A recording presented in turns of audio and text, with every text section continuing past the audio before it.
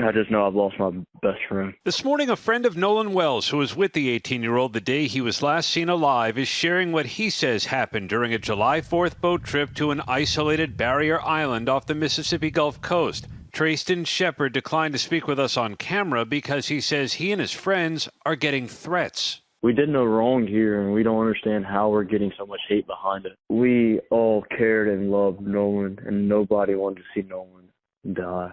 Nobody wanted to see his life be taken so short. Just to relax and let everybody mourn the loss of Nolan, and let us remember him as in like the sweet guy. I think everybody needs to let the investigation continue and let the facts be shown. What happens when the truth goes quiet? When accounts vanish, messages are deleted, and silence becomes the only language the witnesses speak. For 18-year-old Nolan Wells, a young man who went out to celebrate the 4th of July and never came home, the story doesn't end on a beach in Mississippi. Today, we're not just looking at the tragedy. We're looking at everything that's actually been confirmed. The deleted messages, the gaps in the timeline, the questions his own family still can't get answered. He said goodbye to his friends at 3 o'clock. By 4:30, the boat was gone. By 11 p.m., his mother knew something was wrong. By July 6th, he was the only one who didn't come home. Somewhere in those hours, something happened. His friends don't fully agree on what. There's footage, real, confirmed footage, of him shouting, asking for his phone back. That's never been explained. And that phone, once his family got it back, came back without the messages that were on it. We're not going to hand you a theory and call it the truth. Nobody can do that yet. Not investigators, not the family, not us. What we're going to do is walk you through exactly what's confirmed, piece by piece, so you can see this case clearly, without the noise. Stay with us, because the more of this you know, the more questions you're going to have, and you're not alone in that. Before you can understand what was lost here, you have to understand who Nolan actually was. Because in cases like this, it's easy for a young man to become a headline instead of a person. Nolan Xavier Wells grew up in Ocean Springs, Mississippi, a coastal town just east of Biloxi. He graduated from Ocean Springs High School, where he played football, and by every account from people who knew him, carried himself with a kind of humility that stood out. His high school coach, Jake Bramlett, put it simply, Nolan was the kind of son, teammate, friend, and student every coach hopes to have. He led by example. He treated people with respect. He worked hard, on and off the field. After high school, Nolan enrolled at Southwest Mississippi Community College, where he played wide receiver. He was supposed to report back to campus that Monday, July 6th, to begin training for the upcoming football season. He had a future in front of him that was already taking shape. The night before he disappeared, Nolan cooked dinner for his parents, baked salmon after his mother had a long day at work. That's not a detail we're including for color. That's the kind of son he was, thoughtful, present, the kind of young man who notices when his mum needs a break and does something about it. Here's where this case stops looking like a simple, tragic accident and starts looking like something investigators themselves can't fully explain. Family attorney Ben Crump has said that investigators are aware of footage that exists, showing what he describes as Nolan and someone else yelling at one another on the boat. An altercation recorded sometime before the group ever reached the island. Crump has been pointed about this. In his words, investigators keep telling the family, "We don't see any evidence of foul play," while simultaneously acknowledging that this footage exists.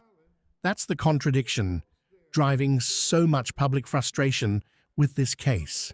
Officials ruling out wrongdoing while admitting there's a recorded argument they haven't explained. We don't know what that argument was about. We don't know who else was involved. That footage has not been made public. There's also a second separate piece of video that has circulated on social media. One Crump has referenced directly, showing Nolan appearing to shout, asking for his phone back. Different moment, different footage, but again, visible conflict, undeniably real, and so far, no public explanation for what led up to it or what happened after. Two videos, two moments where something clearly wasn't calm, and neither one has been walked through publicly by the people who were there. If you ask us, this is the single strangest thread running through this entire case, and it might end up being the most important one. Nolan's phone did not stay with him. It left the island with the group. Think about how unusual that already is. A teenager on an island with no cell service anyway, hands off, or has taken the one item that could later prove exactly who he talked to, when, and about what. Christine Wansley found the phone herself, using the Life 360 tracking app before investigators did. It turned up on land, at the home of one of the friends who had been on the boat with Nolan that day. When she went through it, she found something that unsettled her. No saved photos or videos on Snapchat from that day at all. For a lot of teenagers, and by every account, for Nolan specifically, that's out of character. Kids document everything. A missing digital record from the exact day in question isn't nothing. She has said she believes messages were deleted from the phone. Ben Crump has called this bizarre, his word, for a teenager to not have his own cell phone at all, and even more bizarre for it to come back without a digital record of the day he died. We want to be fair here. There could be an innocent explanation. Phones get borrowed, batteries die, apps glitch, kids panic and delete things reflexively without any sinister intent. But in any death investigation, when the one piece of hard, unbiased evidence, a device that doesn't rely on anyone's memory, goes missing information between the last time someone saw the victim alive and the moment his family gets it back, that's not something that gets waved away. That's something that gets answered, and so far, it hasn't been. In the days after this story went national, something else drew attention: the online behavior of the people who were there. There have been widely circulated claims of dismissive, almost flippant private messages in the aftermath of Nolan's disappearance, including reportedly casual language used in reference to how his phone was located. We want to be straight with you. We cannot verify the authenticity or exact wording of screenshots like this circulating online, and we're not going to present them to you as confirmed fact. What we can tell you is that the broader pattern, social media accounts connected to people on that trip going quiet, and in some cases disappearing entirely in the days after this became a national story, is something a lot of people online have reasonably noticed and questioned. To be clear, and we mean this, going silent or deleting an account under intense public pressure and harassment is not by itself evidence of guilt. It happens to people who did nothing wrong too, but paired with the deleted messages on Nolan's own phone and paired with unexplained altercation footage that investigators already know exists, it's understandable why the family and the public are asking for more than silence. There is also a claim that has spread widely on social media that photos exist placing Nolan at a pool party back on the mainland after the time his friends say he chose to stay behind on the island, which, if true, would directly contradict the account that's been given publicly. We have to be honest with you about this one. We cannot verify that claim. It hasn't been confirmed by investigators, by the family's own legal team, or by any news organization we consider reliable.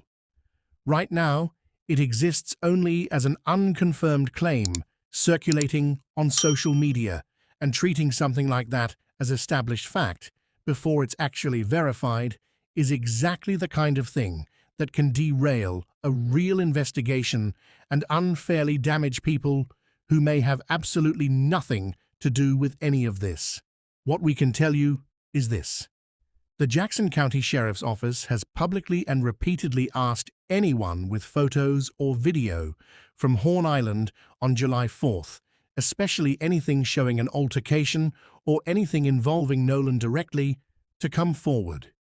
If evidence like that genuinely exists, the place for it is in the hands of investigators who can verify it, not the comments section of a video like this one. We have to talk about the elephant in the room, and we're going to do it carefully because it deserves care.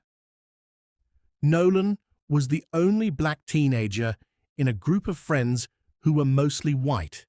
That's visible, plainly, in the photos from that day. It's not speculation.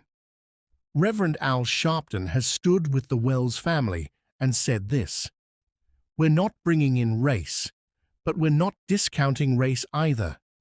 This smacks of some of the worst fears we've had historically, not only in Mississippi, but in this country."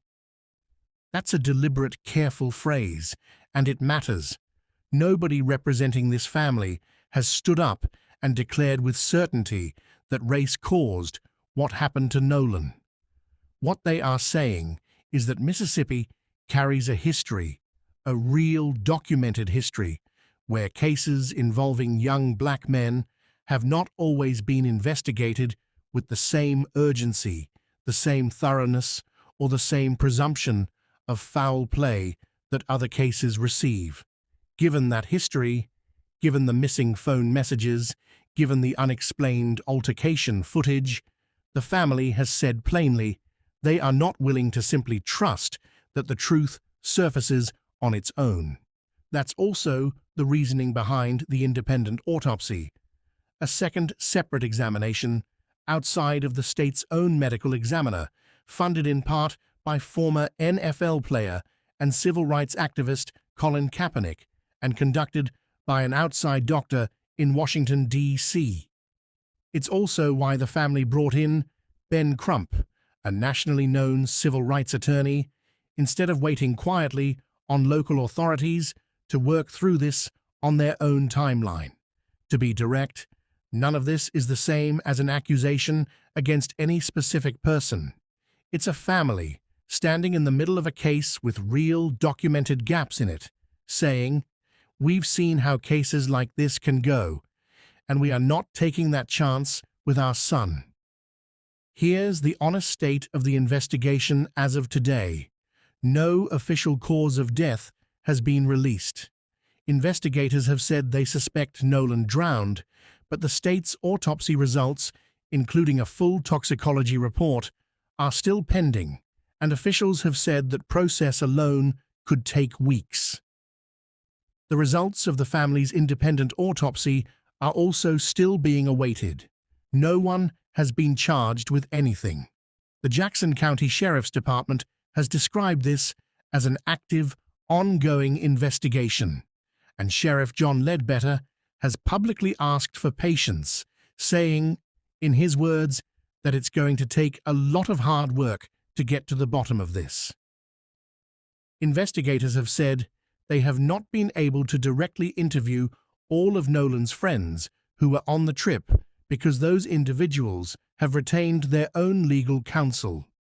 Warren Cole's mother, Ashley Cole, the Jackson County Chancery judge, has said publicly that her son cooperated fully with investigators and that her family has received death threats since this story went national. That last point is worth sitting with. Whatever the full truth turns out to be, there are real families on more than one side of this right now, dealing with public pressure and threats before a single official conclusion has been reached. That's exactly why we're not going to sit here and tell you Who is guilty of what? We don't know. Nobody outside of this investigation knows yet. Not the internet, not us, and frankly, based on their own public statements, not even law enforcement fully knows yet either.